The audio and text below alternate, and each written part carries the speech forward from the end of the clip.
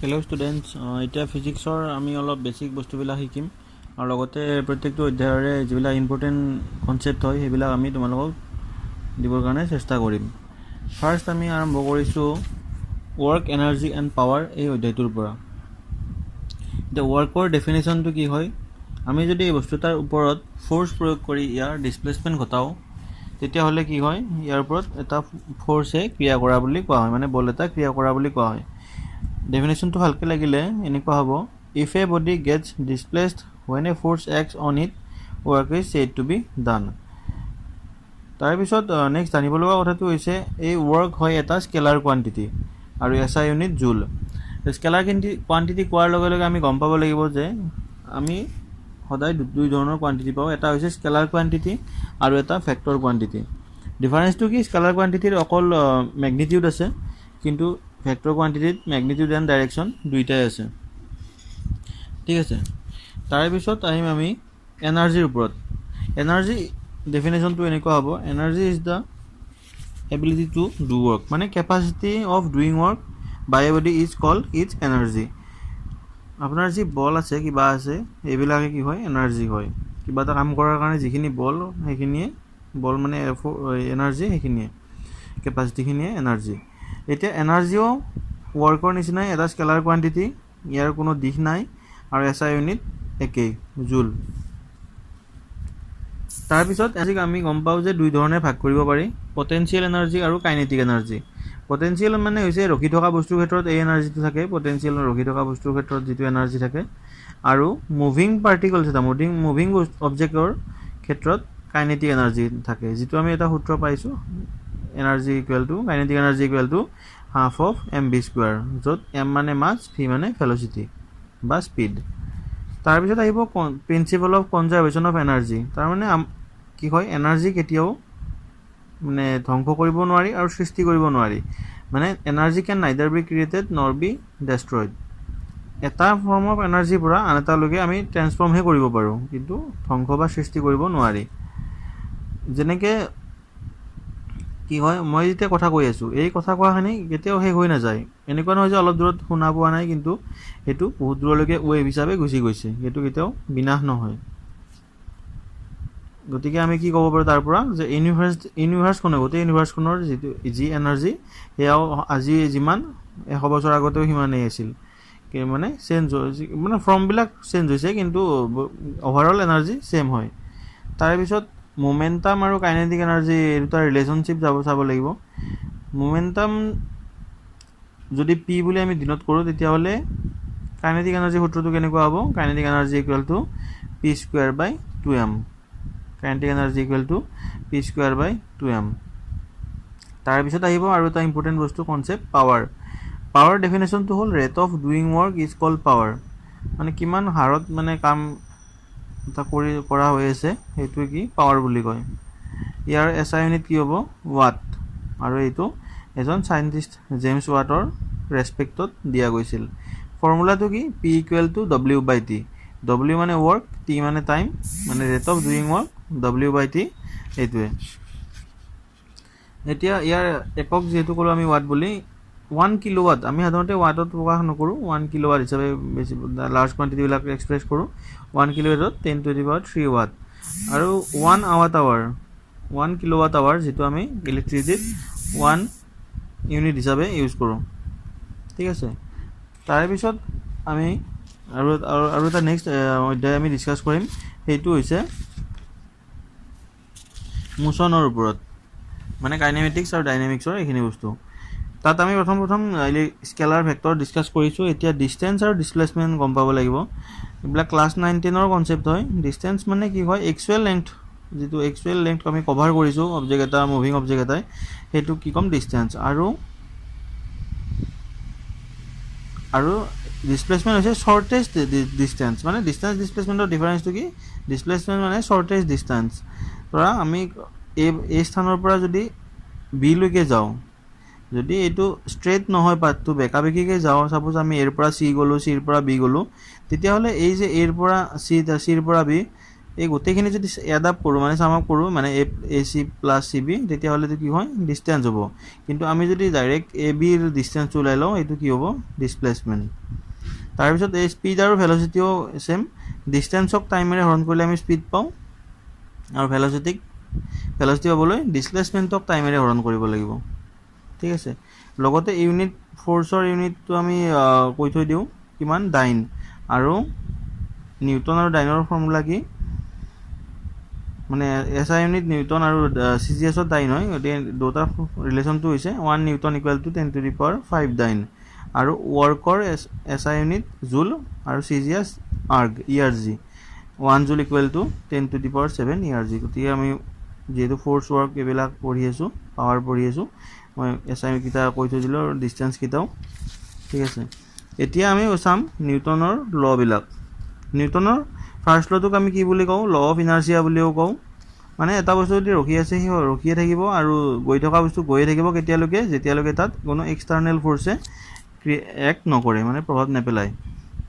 ঠিক আছে তাৰ পিছত আহিব মোমেন্টাম মানে এটো হৈছে মাস আৰু মাস ইনটু ভেলোচিটি এটোৱে মোমেন্টাম বুলি কয় তাৰ পিছত আমি চাম principle of conservation of linear momentum suppose দুটা বস্তু মুভ কৰি আছিল আৰু এটা সময়ত এতে কোলাইড হল কলিজনটো হোৱাৰ পিছত কি হ'ব কলিজনৰ আগত ইহঁতৰ যিমান মোমেন্টাম থাকে কলিজনটোৰ পিছতো ইমানেই মোমেন্টাম থাকিব ঠিক আছে ফোৰ্স এটো কি বুলি কম আমি মাস ইনটু ভেলোচিটি ঠিক তেনেদৰে ফোৰ্সৰ লগত যদি টাইম মাল্টিপ্লাই কৰো ফোর্স ইনটু টাইম হেতু কম আমি ইম্পালস বুলি মানে ডেফিনেশন তো ইম্পালসৰ এনেকুৱা হ'ব when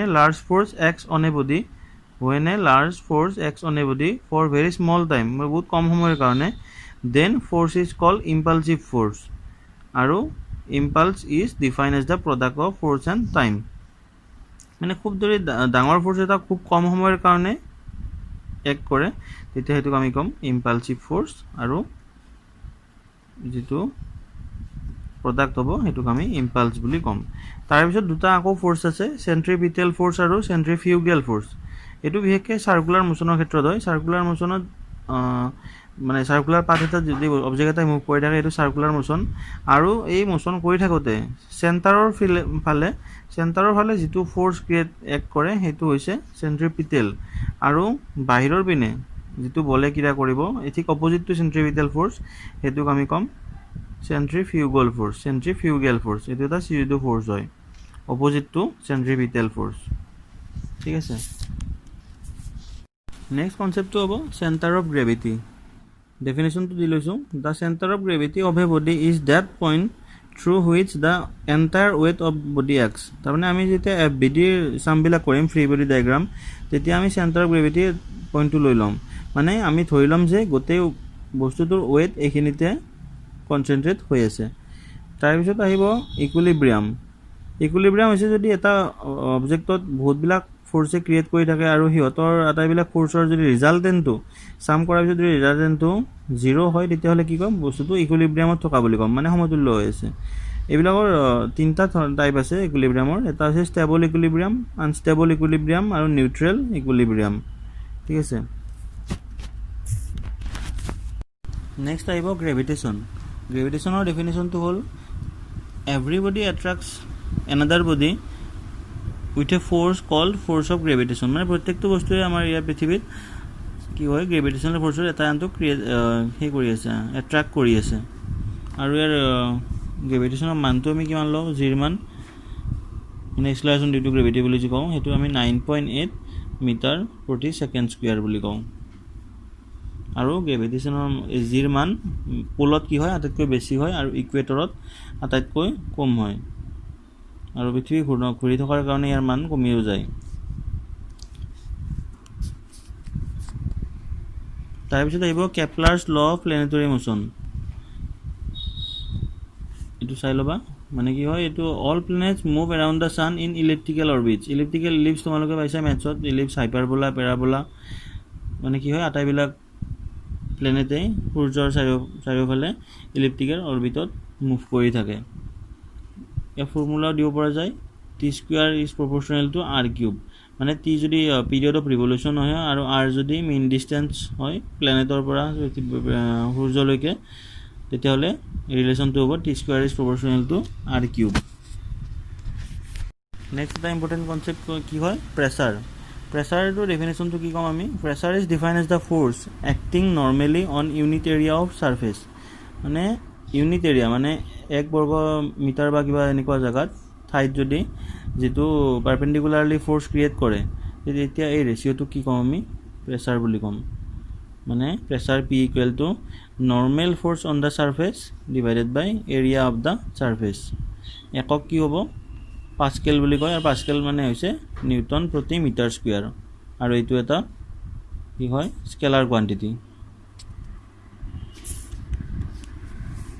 আমি লগতে 1 এটমস্ফিয়াৰিক প্ৰেছাৰটো জানিব লাগিব। এটমস্ফিয়াৰে আমাৰ প্ৰেছাৰ দি আছে হয়নে, এইটো কিমান হ'ব 1 ATM বুলি কওঁ। 1 ATM মানে হৈছে 1.05 ইনটু 10⁵ পাস্কেল, বা এইটো 760 টৰ বুলিও কয়। একক বহুতকেইটা আছে, বাৰ একক আছে, নিউটন প্ৰতি মিটাৰ স্কুৱেৰ আছে, টৰ আছে, আৰু 1 ATMত 1.01 বাৰ হয়, নাইবা 760 টৰ হয়, নাইবা 10⁵ নিয়াৰলি এপ্ৰক্সিমেটলি ইকুৱেল টু 10⁵ পাস্কেল হয়। আকৌ ছাৰ্ফেচ টেনশ্যন এটা অধ্যায় আছে, য'ত কেপিলাৰিটি, কোহেচিভ ফ'ৰ্চ, এডহেচিভ ফ'ৰ্চ, ছাৰ্ফেচ টেনশ্যন এইবিলাক বস্তু আমি শিকিব লাগে। কেপিলাৰী টিউবটো মই কৈ লৈছোঁ, এইটো কি হয় বহুত এটা সৰু মানে নেৰ' হয় আৰু ইউনিফৰ্মবোৰ হয়, মানে এইটো কি কয় কেপিলাৰী টিউব বুলি কয়। মানে ডেফিনেশ্যনটো এনেকুৱা প্ৰপাৰলি দিব গ'লে, a tube having very narrow' fine and uniform bore is called a capillary tube. আৰু ইয়াৰ এটা বস্তু হৈছে ধৰ্ম এটা কৈ দিওঁ, if a capillary tube is dipped in a liquid ascends or descends in the capillary tube, this phenomenon is called capillarity. এইটো অধ্যায়তে আকৌ বাৰ্নৌলিছ থিয়ৰাম পাবা, ক্ৰিটিকেল ভেলচিটি, ষ্ট্ৰীমলাইন ফ্ল', ভিস্কোচিটি, টাৰ্মিনেল ভেলচিটি এইবিলাক আছে। ইলাষ্টিক লিমিট পাম, ষ্ট্ৰেছ ষ্ট্ৰেইন পাম, হুকছ ল, এইবিলাক ইঞ্জিনিয়াৰিং কৰিলে ইঞ্জিনিয়াৰিঙতো পাবা। মডুলাছ থাকে কিছুমান, যেনে য়ং মডুলাছ, ৱাই লিখে, বাল্ক মডুলাছ অফ ইলাষ্টিচিটি থাকে, ৰিজিডিটি মডুলাছ। য়ংটো কি হয় মানে লেংথৰ কাৰণে সাধাৰণতে কয়, আৰু বাল্কটো অভাৰঅল ভলিউমৰ কাৰণে কয়, আৰু শ্বেয়াৰ ষ্ট্ৰেইন বা শ্বেয়াৰ ষ্ট্ৰেছৰ কাৰণে কি ৰিজিডিটি মডুলাছ থাকে। তাৰপিছত আহিব হাৰমনিক মোশ্যন, আমি যিটো পৰ্যাবৃত্ত গতি বুলিও কওঁ সেইটোও লাগিব, পিৰিয়ডিক মোশ্যন মানে, আৰু অচিলেটৰী মোশ্যন, টাইম পিৰিয়ড মানে কিমান টাইম লয় এটা অচিলেশ্যন কৰোঁতে সেইটো।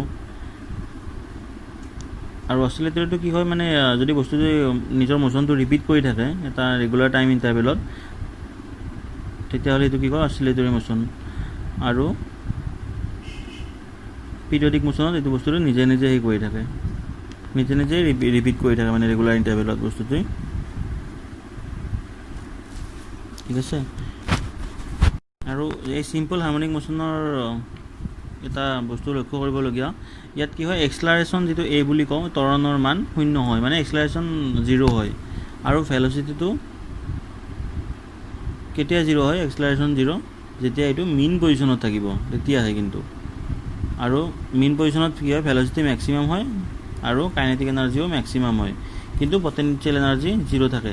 আৰু যেতিয়া একদম মূৰত যাই পায় মানে এক্সট্ৰিম এণ্ড মানে আইদাৰ লেফ্ট অৰ ৰাইট, তেতিয়া কি হ'ব এক্সেলাৰেশ্যনটো মেক্সিমাম হয়, মানে মাজত থাকিলে এক্সেলাৰেশ্যন 0, কিন্তু ছাইডত থাকিলে মেক্সিমাম হ'ব, আৰু ভেলচিটিটো মাজত থাকিলে মেক্সিমাম, আৰু এক্সট্ৰিম এণ্ডত কি হয় 0 হয়, কাইনেটিক এনাৰ্জিও এক্সট্ৰিম এণ্ডত 0।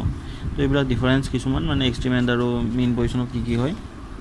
ইয়াৰ উদাহৰণটো আমি চিম্পল মানে পেণ্ডুলাম এটা ল'লে পেণ্ডুলামত পাওঁ, ফিজিক্স লেবৰেটৰীত পাবা ফাৰ্ষ্ট ইয়াৰতে, ঠিক আছে। তাৰপিছত আহিব ৱেভ অধ্যায়। এইটোত কি হয় মেকানিকেল ৱেভ থাকে কিছুমান আৰু নন মেকানিকেল ৱেভ থাকে, তাৰ ভিতৰত মেকানিকেলত লংগিটিউডিনেল ৱেভ, ট্ৰেন্সভাৰ্চ ৱেভ, ঠিক আছে।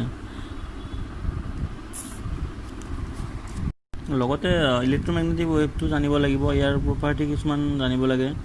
ইলেক্ট্ৰমেগনেটিক ৱেভৰ প্ৰপাৰ্টিবিলাক কি হৈছে যে এইবিলাক ট্ৰেন্সভাৰ্চ ৱেভ হিচাপে প্ৰপাগেট কৰে, আৰু ভেলচিটি অফ লাইটত প্ৰপাগেট কৰে। মানে ট্ৰেন্সভাৰ্চ ৱেভটো কি মানে ট্ৰেন্সভাৰ্চ ৱেভ হিচাপে প্ৰপাগেট কৰে ইলেক্ট্ৰমেগনেটিকবিলাক, আৰু লাইটৰ স্পীডত লাইটৰ ভেলচিটিত মুভ কৰে, আৰু ইহঁতৰ এনাৰ্জি আৰু মমেণ্টাম দুয়োটাই থাকে। ডি ব্ৰগলিৰ ডুৱেল হাইপথেচিছ এটা আছে, এইটো চায়েন্সতে পাবা তোমালোকে, মানে কি ৱেভবিলাকৰ কি থাকে পাৰ্টিকল নেচাৰো থাকে, দুইটা কেৰেক্টাৰে থাকে, মানে ৱেভ হ'লে এনেকুৱা নহয় যে তাৰ মাছ নাথাকিব, মাছ এনাৰ্জি এটাবিলাক থাকিব পাৰে। আৰু এই কনচেপ্টটো কোনে আনিছিল ফাৰ্ষ্ট? মেক্সৱেলে আনিছিল। মেক্সৱেলে ইন্ট্ৰডিউচ কৰিছিল। আৰু কিছুমান ৰশ্মি কৈ দিওঁ যিবিলাক